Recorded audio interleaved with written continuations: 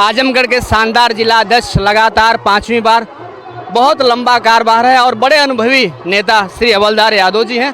आज कंचनपुर में सर शहीद अखिलेश यादव जी के यहाँ श्रद्धांजलि सभा में आपका आगमन हुआ है। क्या शहीद परिवार को संदेश देंगे और क्षेत्र के लोगों को?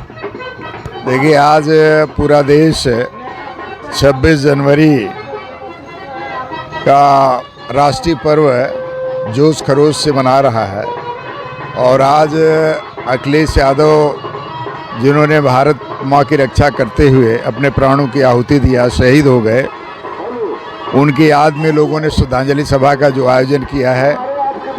आज सबसे पहले तो हम लोग उनको श्रद्धा सुमन अर्पित करते हैं और आज जो देश के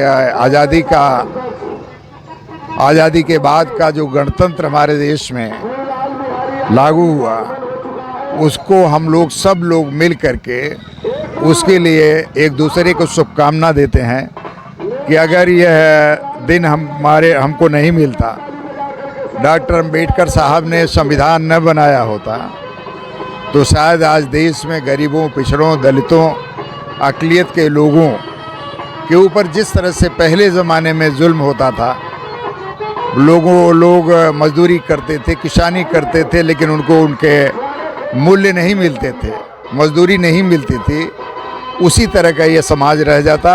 गरीब कीड़ों मकोड़ों की तरह आ कर के फिर मर जाता, उसको उसका हक नहीं मिलता, उसे सम्मान नहीं मिलता, उसे रोजी रोज़गार नहीं मिलता।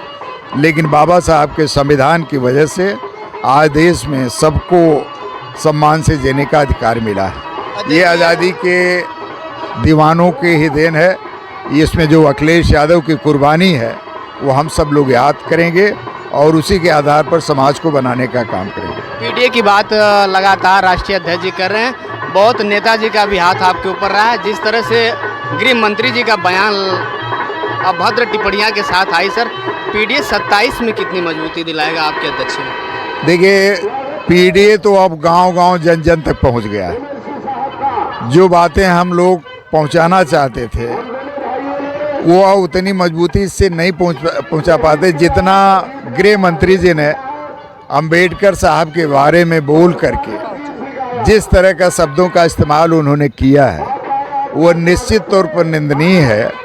और एक देश के गृह मंत्री, जो गृह मंत्री बाबा साहब के बनाए संविधान के अनुसार ही गृह मंत्री है, वह जिस तरह के उनका अपमान किया और जिस भाषा का इस्तेमाल किया, निश्चित तौर पर यह देश के हित में नहीं है, संविधान हित में नहीं, देश की एकता अखंडता के हित में नहीं है। और इसका खामियाजा उन्हें 2027 के चुनाव में भुगतना पड़ेगा। इस प्रदेश की जनता जागरूक हो गई है।